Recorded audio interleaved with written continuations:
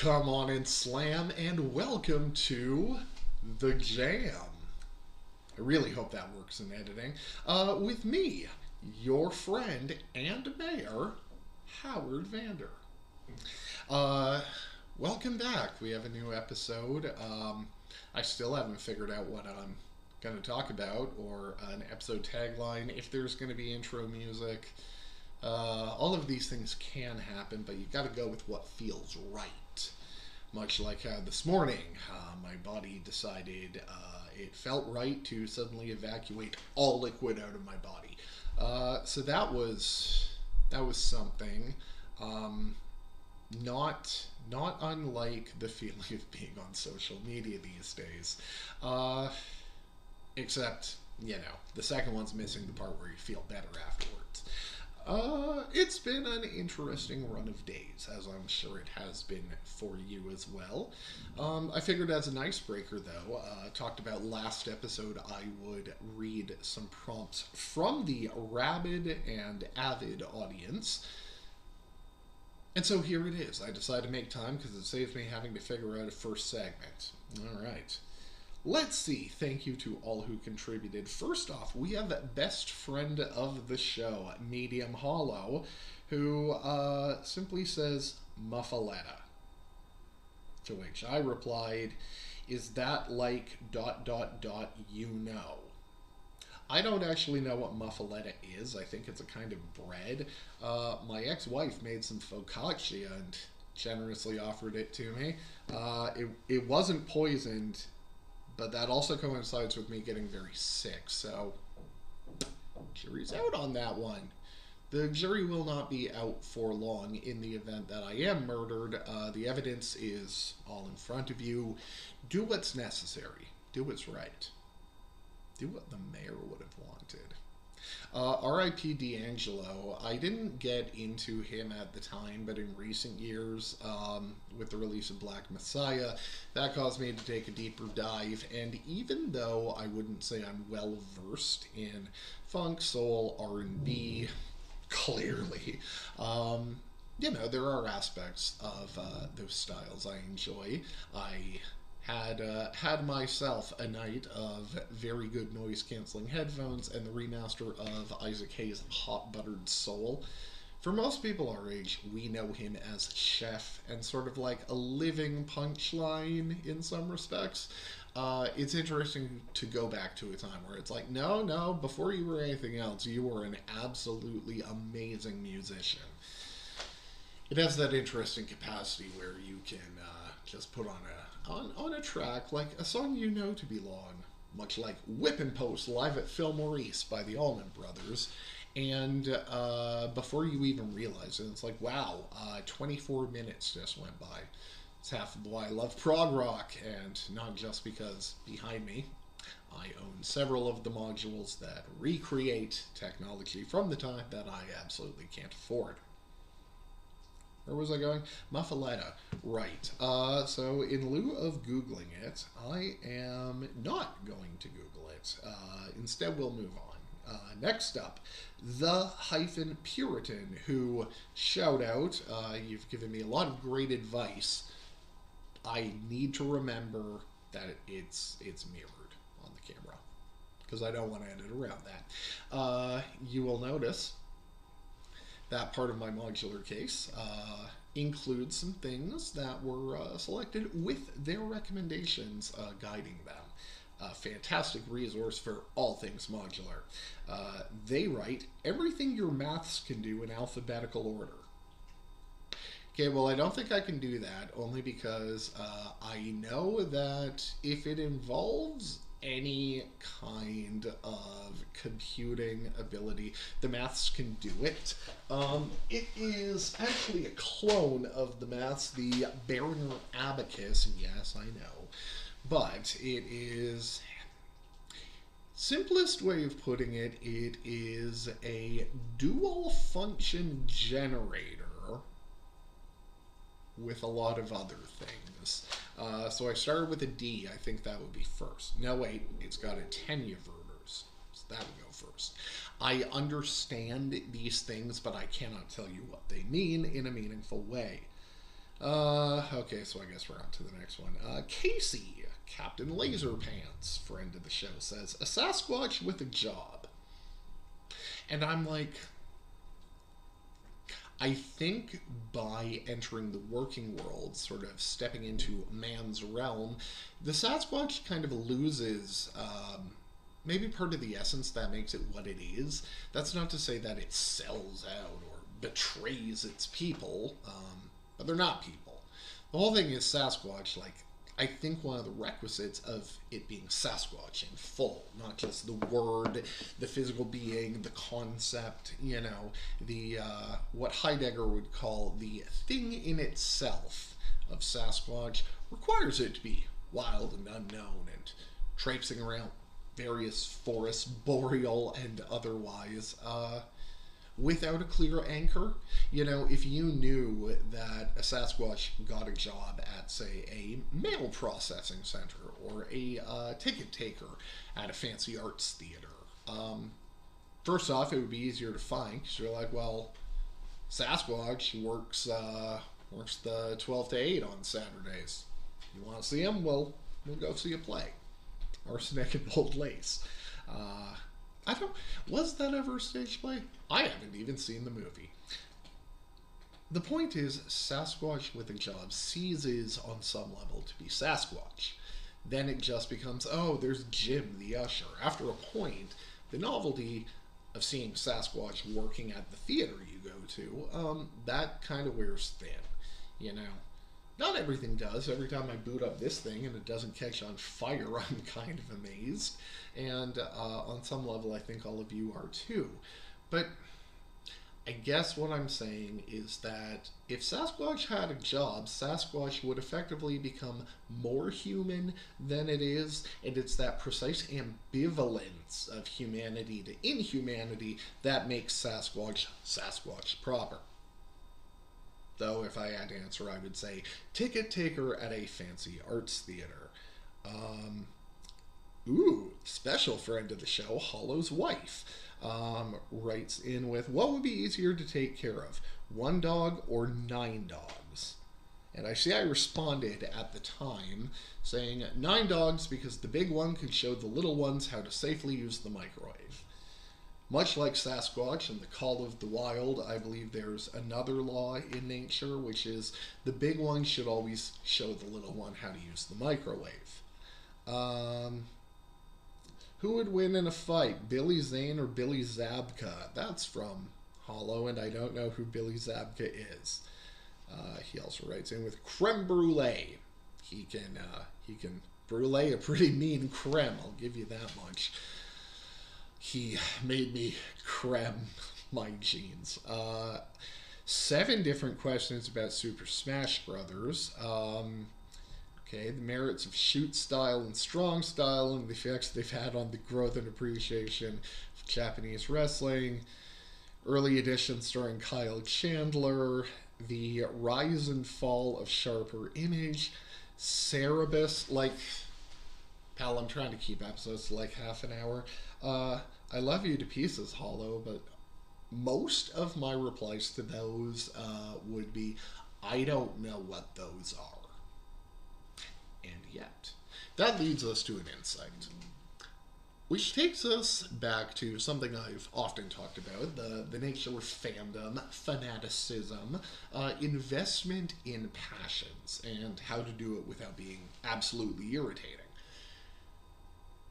I think it's important to recognize that just because something ain't your thing, or just because it's a subject you don't know about, that it's dumb and that other people who are into it are losers. Obviously, we're not talking about crypto or youth political outreach. I guess what I mean is that I can say Super Smash Brothers. I have no sense of the meta, the competitive scene. Even Elden Ring, like, I don't have a PS Online subscription, nor do I feel a need to. Because it's like, no, this is a world I can handle on my own. Let me solo her. Let me solo everything. I see build guides and stuff, they're like, no, No, man.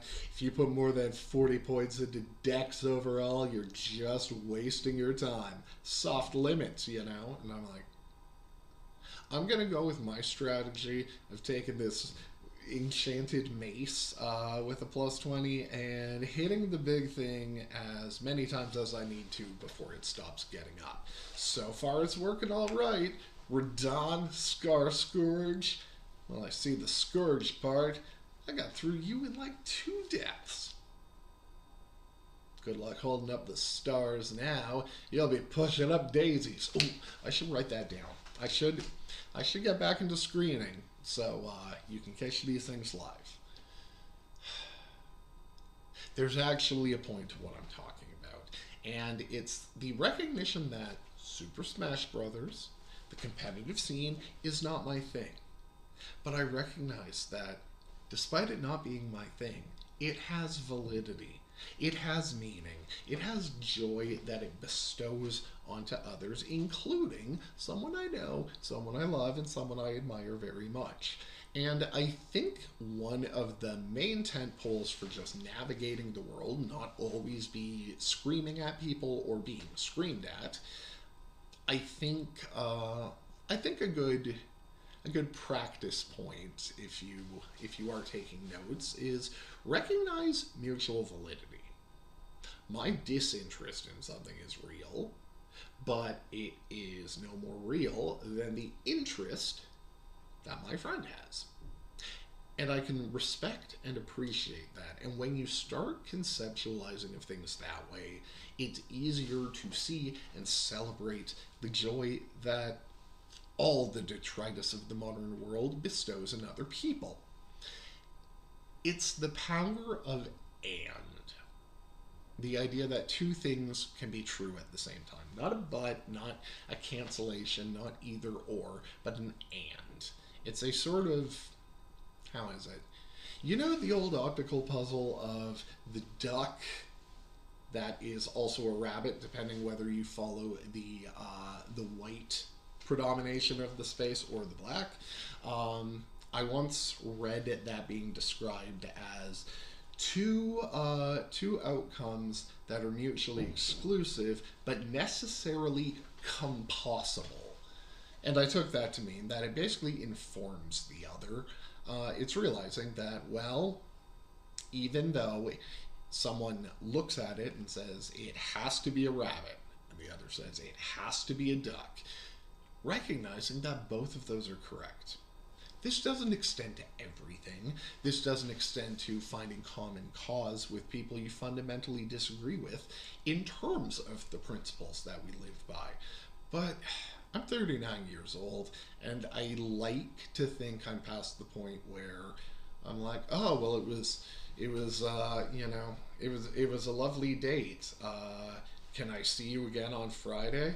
And they're like, well, I'm going to see Disturbed and 3 Days Grace in concert. They're my favorite band. And I'm like, get away from me, foul crone. Actually, that's a poor example because I probably would make that distinction.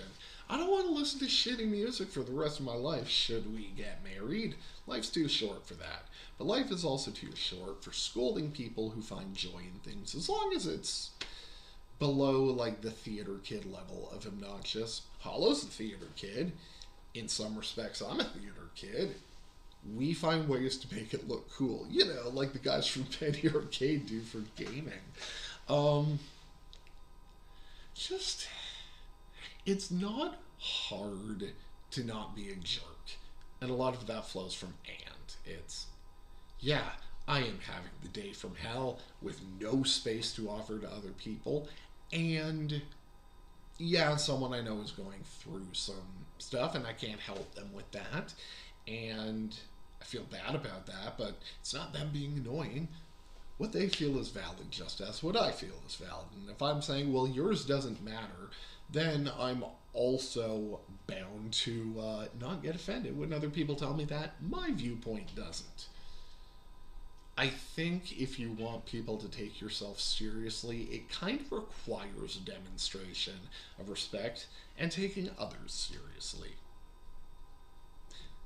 Then again, if I have it all figured out, how come I am a grown ass man sitting at my kitchen table and the show is currently being recorded on a webcam that I found in the supply closet at work, and in lieu of a tire pod, it's being balanced on a sideways copy of the DC Comics Year by Year Visual Chronicle. It is sturdy. See, turns out comic books have their uses after all. Look, I was going to talk about a bunch of other things. We got sidetracked, as we do, but if I can impress one thing, it's the power of and. You know, just try it, see. Do it often enough and it becomes easy. Just like every other aspect of kindness and every other aspect of anything. Remember, we don't train so we can learn our limits. We train so we can eventually go beyond the current ones. Keep pushing, keep living, and eventually things happen. And coming up after the break, we are going to head into our second segment. I did not forget. We are going to use the lovely Helena machine, and we're going to learn a thing or two about how envelopes work. Stick around. I would. All right, we are now back in the saddle after a brief hydration break. We're here with the newest edition of How Does Modular Work?, wherein I discover how my modular works. In previous episodes, we looked at oscillators and we looked at filters. And now we're coming to another crucial component, one of the fundamental building blocks of a modular system. We are talking about envelopes. Literally the same as you would put correspondence in and mail out. I don't know if people send letters anymore. I do. I think it matters. Takes a bit more effort than an email. Shows a person you really care. The point is, what do you do with an envelope? You put things into it so they accord to a certain shape. Different paper needs to be folded a different way to fit into a different size envelope. If you think about it in those terms, you may start getting a sense of what an envelope actually does. Now, from previous episodes, I currently have the Helena machine on. We are running a simple patch right now. We have a sine wave output running from the 2600 into the 4-play VCA, which amplifies. Now, right now, the oscillator, an analog one, is on and it's outputting. From prior episodes, we know that it's outputting a constant sound. Let's make it lower. It's a bit nicer to have in the background. So yes, right now, that is just constantly outputting because an oscillator is always on.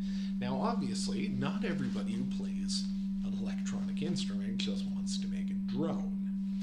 Right now, we have the key step controller here wired into the pitch control. But again, it's got that nice glide to it, but it's not exactly musical. The only way to stop the sound is to either turn off the case, disconnect that oscillator, unplug the inputs, but like what are you going to do? Play piano with one hand and then constantly be jacking and unjacking? Doesn't sound practical. What is the solution to our problem here? And the answer is an envelope. So, let's bring that back up. So, right now we have the pitch being controlled by the key step, and we have an unused section, the gate, which, as we learned in prior episodes, there will be a test, so you guys got to pay attention. A gate is generally a simple square wave signal. It is initially 0 value, maximum value, and then back down to 0. As I explain it to people, you open a gate, what happens? Things get through. You close a gate, what happens? They stop coming through. You may see where this is going. Right now, it is always on, and the only way to dial down the sound is doing it manually. Or we take the gate input and we plug it into the CV input. And right now, what I failed to realize is that it's still outputting. When you trigger the gate, it then opens the envelope here.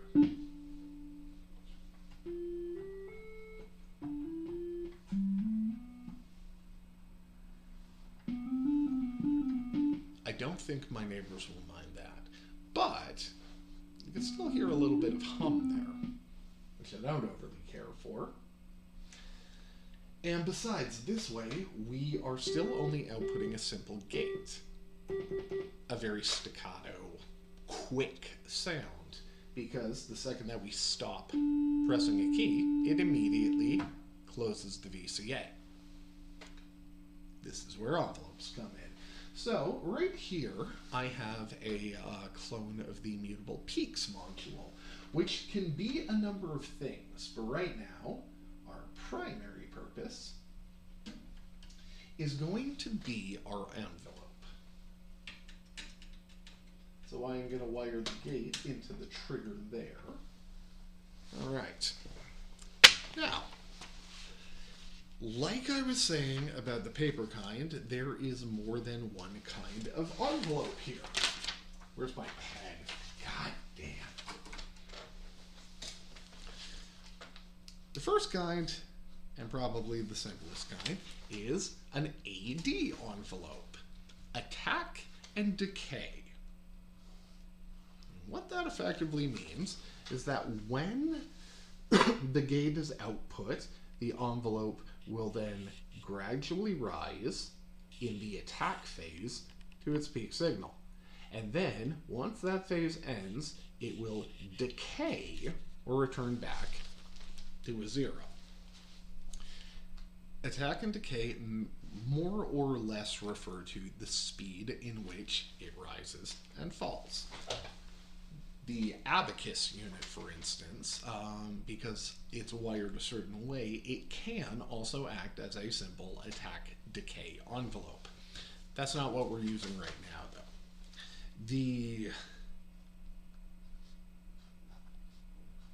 There is also an ADR envelope, which, how does that one work?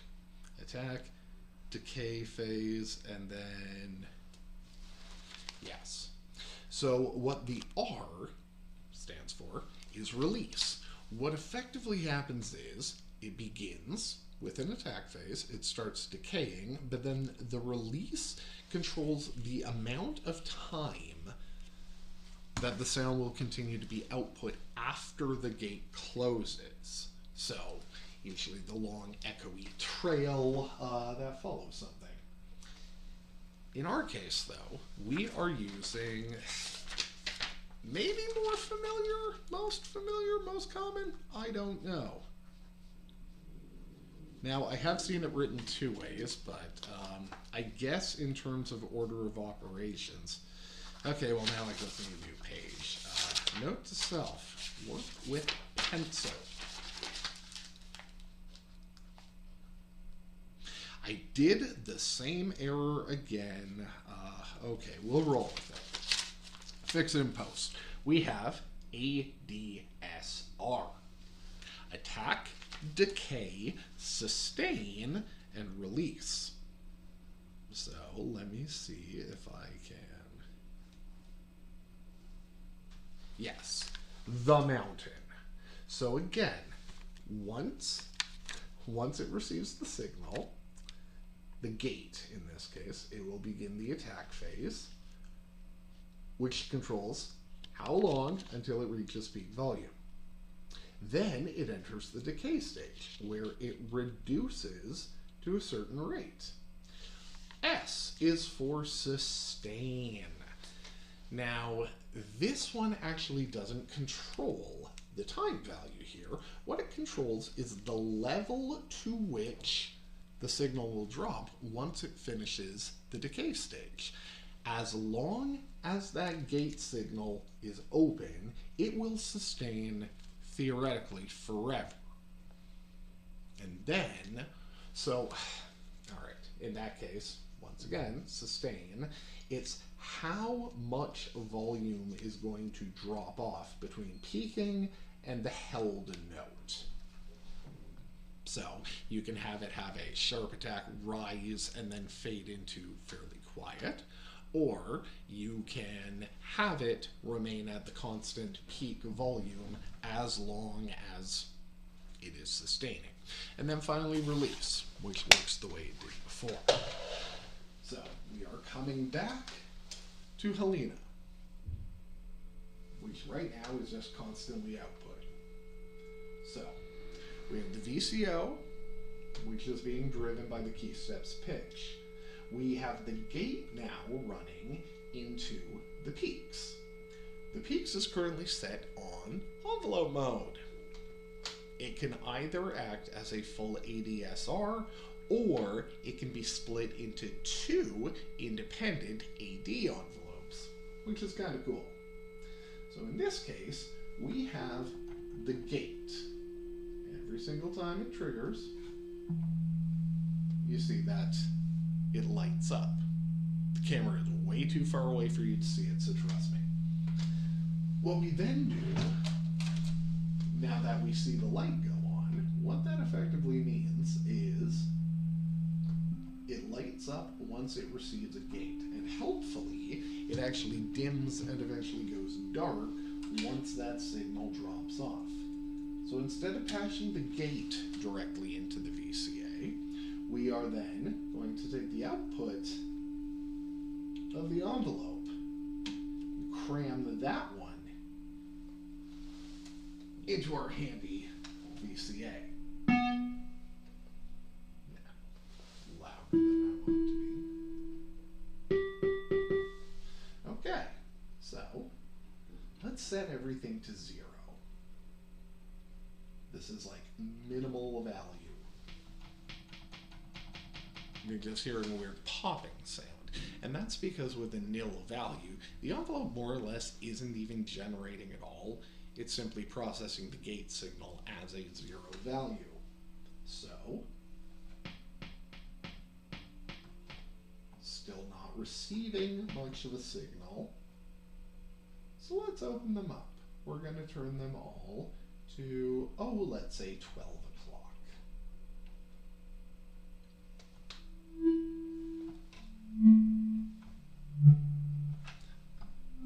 It gets louder. But why is it taking so long to make a sound in the first place? That's even worse. See what I mean? That's because of the attack knob. Right now we have it set very high, which means the sound actually takes a while to float in. Meanwhile, if we cut the attack back down near 0,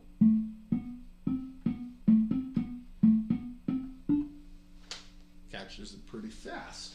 It is a snappy envelope, shall we say.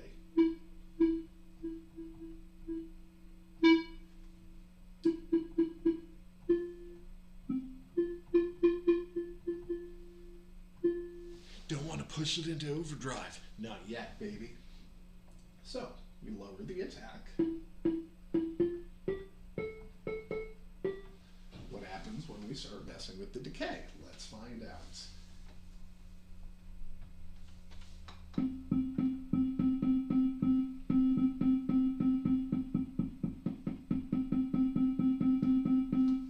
You can hear, going from lowest to highest, that it goes from the do, which is a slight but crucial distinction, especially when you're playing long arpeggiated sequences. You want to decay a little. Sometimes if you're playing ambient things, you want like a long decay. So we're going to put that one about 9 o'clock. But it still largely cuts off whenever we let go. And you can hear the volume drop pretty significantly when we hold it. So let's increase the sustain to maximum.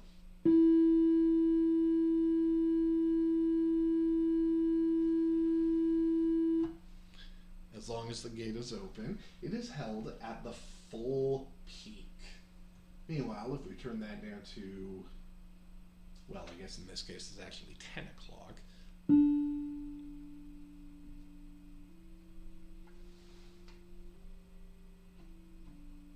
I can hear very faintly, it is still making a sound, but it is so quiet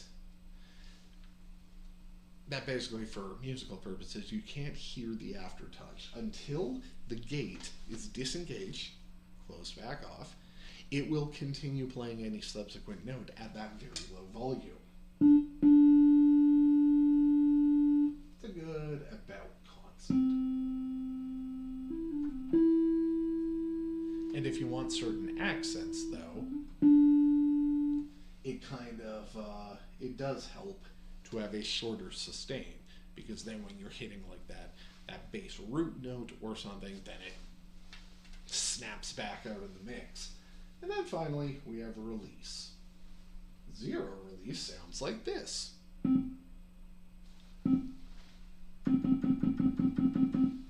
It immediately cuts off. 12 o'clock. Sounds out a little bit more. Let's go. Okay, I did it wrong again. It's actually 3 o'clock. You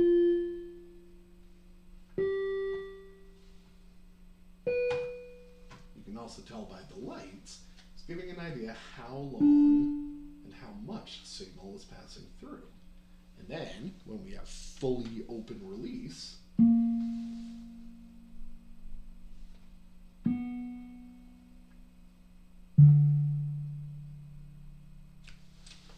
so what that means is it gives you a very comprehensive, tonally way of directly shaping your sound using 4 simple parameters.